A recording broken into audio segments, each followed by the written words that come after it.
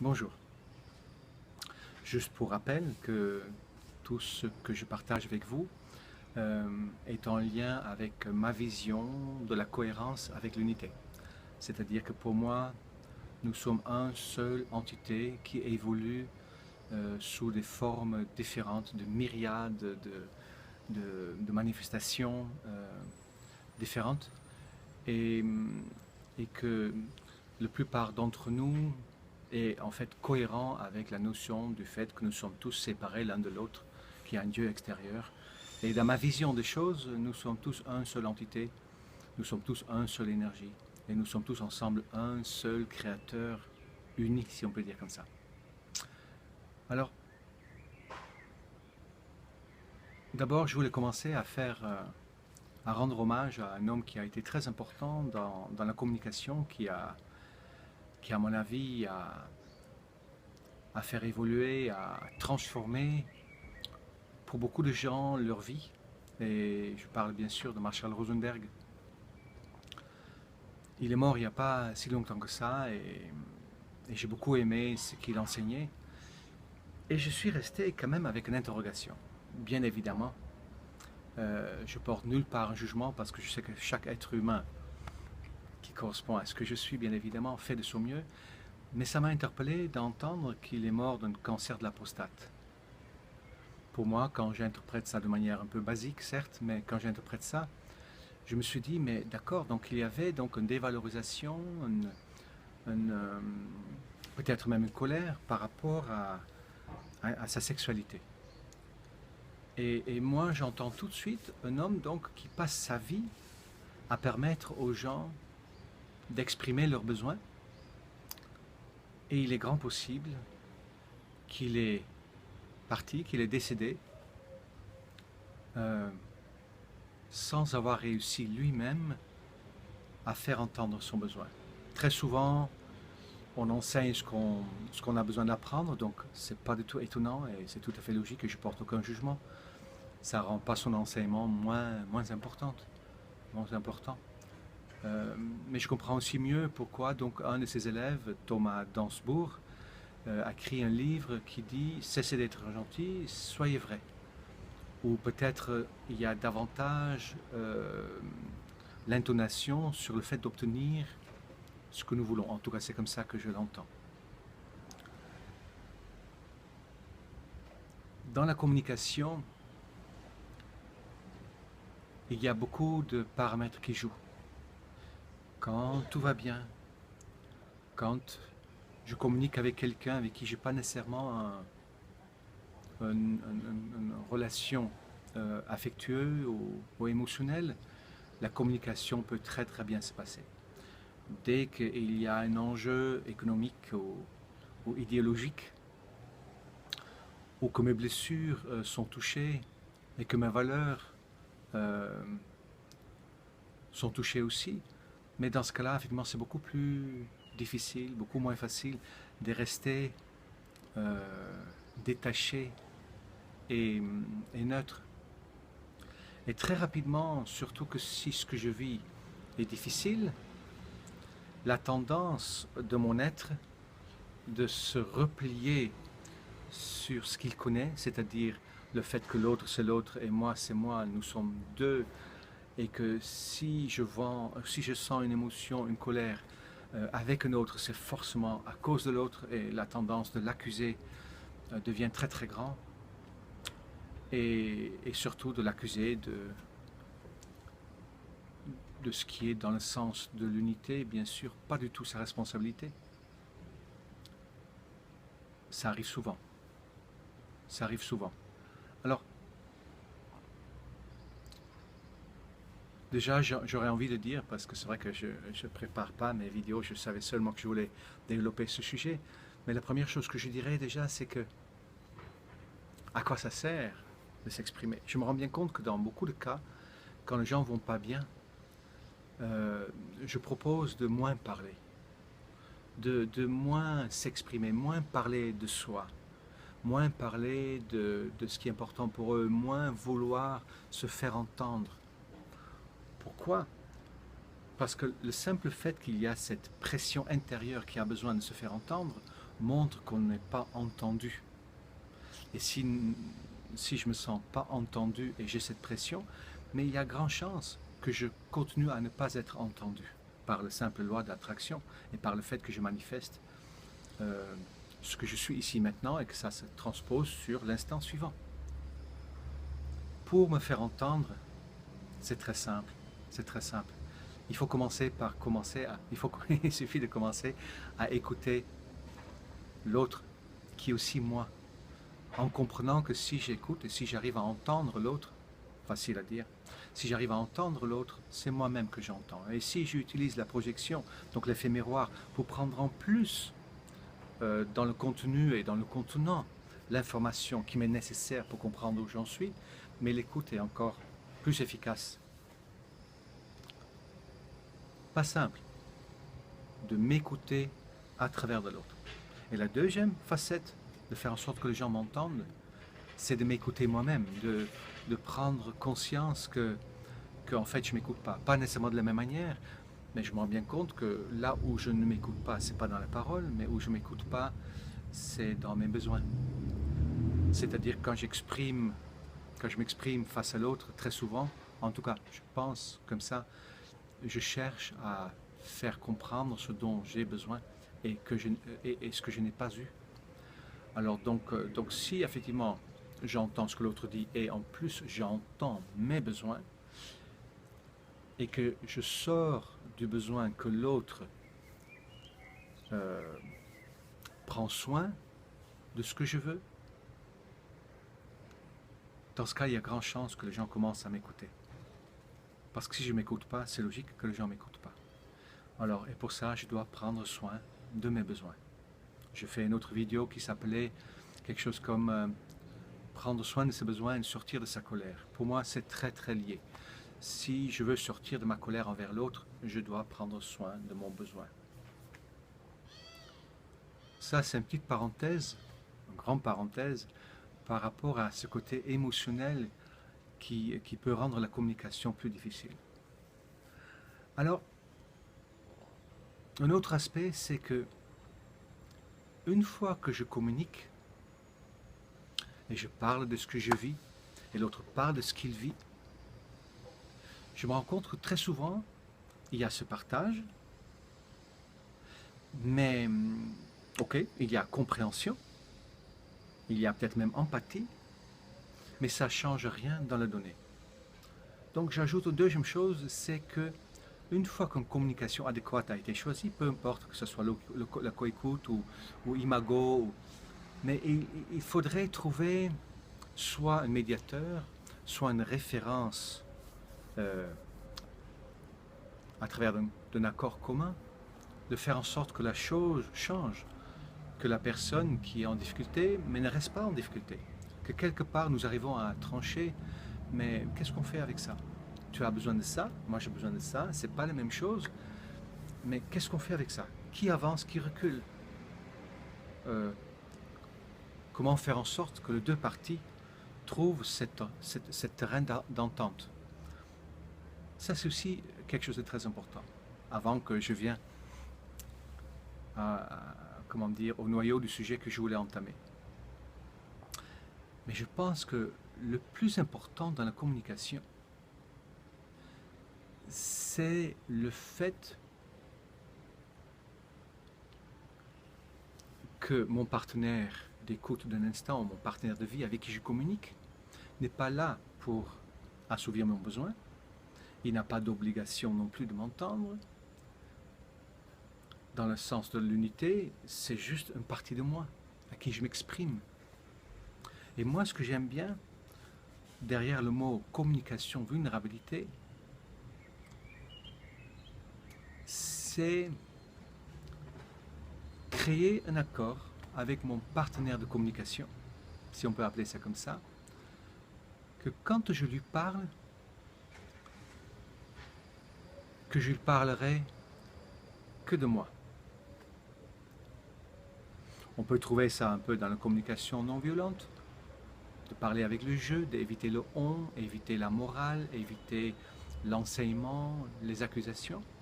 Mais j'irai plus loin, et c'est ça que j'appelle la communication vulnérabilité, c'est-à-dire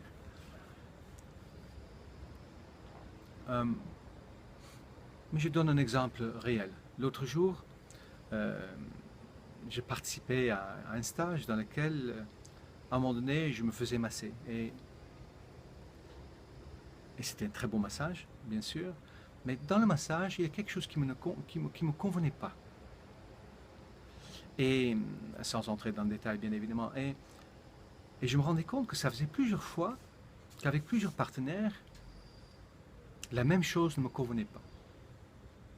Bien sûr, je sentais bien la colère qui montait, parce que c'était quelque chose d'assez important pour moi.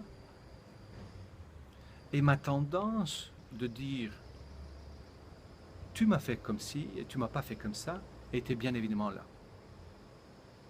Et quand plus tard, nous étions en grand groupe, alors je voulais appliquer cette communication de vulnérabilité. Et qu'est-ce que je dis? Voilà, j'ai d'abord tranquillisé la personne qui m'avait massé. J'ai dit c'était un super massage. Mais je me suis rendu compte que ça fait plusieurs fois que je me fais masser. Et ça fait plusieurs fois que je vis la même frustration. Et ça n'a rien à voir avec ton massage. Mais il est grand chance qu'il y ait quelque chose en moi qui appelle cette frustration. C'est comme si dans le massage, il me manquait une manière de toucher qui gardait en fait le plaisir à un niveau relativement bas. Mais en tant que massage, c'était très très bien. Et donc je continuais à utiliser en fait ceux à qui je communiquais comme une oreille qui m'écoute et qui me permet de développer à l'intérieur de moi ce que j'ai à apprendre moi. Pas seulement dire ce qui se passe et ce que je vis. La communication vulnérabilité, pour moi, c'est une communication dans laquelle je me mets à nu et dans laquelle je montre mon incapacité.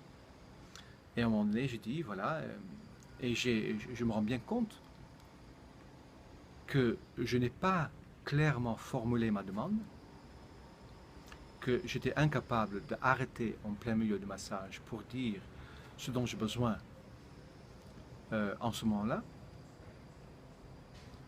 Et ensuite, je fais une petite pause et là, c'est très clair, je me mettais en vulnérabilité parce que je parle de mon incapacité. Et quelques instants plus tard, je suis allé plus loin et j'ai dit, mais quand je regarde bien, par projection, par rapport à ce que je vis dans mon quotidien, et je me suis dit, et en fait, j'avais même pas besoin d'exprimer mon besoin ou poser ma demande, mais il s'agit quelque part, tout simplement, peut-être, parce qu'on ne peut jamais être sûr, mais c'était assez clair pour moi, de mon incapacité au quotidien d'augmenter le niveau de plaisir dans ma vie tout court. Ce que j'appelle la communication vulnérabilité n'est pas donc simplement une expression de ce que je vis ou de mes émotions, c'est, je dirais, une déculpabilisation d'abord de mon interlocuteur, de celui avec qui je vivais peut-être la chose, et l'audace de mettre mon cœur complètement à nu, de descendre d'un éventuel piédestal et de partager, au-delà de mon envie d'accuser, mon incapacité ou le terrain où je dois avancer. Ça doit exister, bien sûr. Moi, j'aime bien l'appeler communication vulnérabilité, parce que je me mets vraiment en vulnérabilité. Et personnellement, je trouve ça très beau, parce que pour pouvoir oser se mettre en vulnérabilité, je pense automatiquement ça demande de la puissance. Et je pense que quelqu'un qui ose se mettre en vulnérabilité sans y mettre le côté victime ou le côté plaintif, mais automatiquement, en se mettant dans cette vulnérabilité, l'autre n'est plus l'autre, mais l'autre est en fait l'oreille de la vie elle-même. Et, et cet abandon à l'autre demande beaucoup de puissance. Et c'est comme si, en se mettant vulnérable comme ça, c'est comme si ça permet Non, c'est pas que ça permet. C'est comme si, en osant se mettre vulnérable comme ça, on exprime en fait quelque part sa puissance en même temps. Et cette puissance grandit. Je pense que la vulnérabilité de savoir que je suis moi-même, seul créateur de ma vie, l'explorateur de mon histoire, et qu'il n'y a personne d'autre qui est responsable de mon bonheur, et que tout peut s'arrêter d'un instant à l'autre, que rien ne peut me protéger, et qu'il n'y a personne qui est responsable pour mon bonheur ou malheur, mais que je suis quelque part tout seul, si on peut dire ça comme ça dans la manière dualiste, tout seul face au grand tout, cet abandon-là entre les mains des dieux, c'est une vulnérabilité très puissante, je dirais. Hmm. Et bien sûr, si je parle de cette communication vulnérabilité, c'est parce que, effectivement, je me rends bien compte que j'ai beaucoup péché sur ce plan-là. De par mon métier de relation d'aide, bien sûr, j'aurais très vite la tendance d'enseigner ou d'expliquer et prendre la place au-dessus. Pas tout le temps, bien évidemment, mais je pourrais avoir cette tendance et de dire à l'autre ce qu'il doit faire. Ou dire à l'autre, comment dire, où se trouve son point de vulnérabilité. Et ça, c'est pas bon du tout. Parce que vous voyez, si moi je me mets en vulnérabilité face à quelqu'un, et je dis par exemple ce que je disais tout à l'heure, mais vous voyez, je me rends bien compte que je n'arrive pas à vraiment mettre du plaisir dans ma vie. Et celui qui m'écoute va rentrer dedans en disant, oui, c'est vrai, je t'ai vu l'autre fois, tu as fait ceci, tu as fait cela, et d'ailleurs, vis-à-vis de moi, tu m'as primé comme ci, comme ça. Mais ce cœur ouvert que j'offre reçoit dans ce cas-là un dague. Et ça, j'ai déjà vécu. Quand je me suis ouvert à cette communication de cette manière-là, et de mon point de vue, et peut-être je me trompe, c'est au-delà de la CMV, au-delà de l'imago, au-delà de la coécoute, même s'il y a un peu de tout dedans. Et je me rappelle comme ça avoir parlé et la personne en face, effectivement, a planté une dague et quelqu'un à côté aussi. Donc ne parlez pas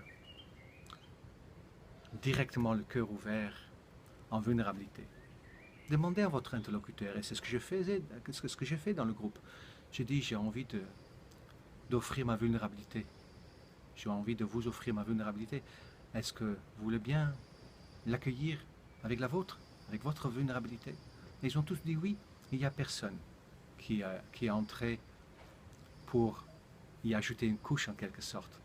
Parce que quand quelqu'un se met comme ça en vulnérabilité, à nu, mais ça demande beaucoup d'empathie. Ça ne demande pas de conseils, ça ne demande pas de surajouter. Voilà, c'est ce que j'avais envie de partager avec vous. Et bien sûr, je pourrais donner d'autres exemples, mais en gros, donc la communication vulnérabilité, c'est d'explorer grâce à l'écoute de l'autre, là où je chemine et où j'ai besoin de m'améliorer. Au-delà de ce qui se passe, comprendre de quelle manière ce qui s'est passé renvoie quelque part à une incapacité à moi, à quelque chose que j'ai besoin de transformer pour être plus divin. De quelle manière c'est une invitation à, à, à grandir dans mon plein potentiel. Et c'est purement humain. Et je pense que si nous parlons comme ça l'un avec l'autre, et que celui qui est en face est capable de ne pas rebondir, peut-être juste poser des questions. Mais je pense que beaucoup de douleur et de colère et de frustration pourraient tout simplement se dissiper, s'évaporer. Parce que je pense que ce qui manque surtout dans cette société, c'est le fait d'être entendu et d'être compris.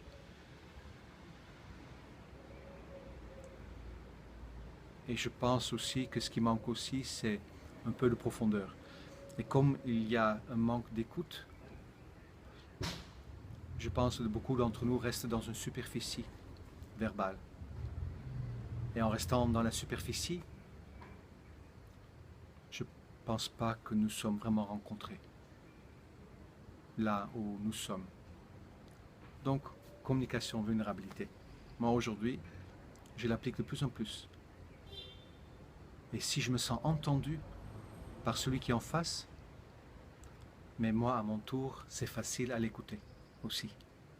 Et je peux même, quand l'autre a parlé de sa vulnérabilité, et ça c'est très beau aussi, je peux très bien dire, je t'entends, merci de m'offrir ton cœur et ce que tu me dis, ça résonne en moi parce que je reconnais ce que tu vis à moi aussi. Je suis dans la même incapacité que toi. Merci de m'éclairer. Merci, merci. J'aime bien le mot communication, vulnérabilité. Voilà ce que je voulais partager avec vous ce matin. Je vous souhaite une très très belle journée et beaucoup de profondeur. À très bientôt. Au revoir.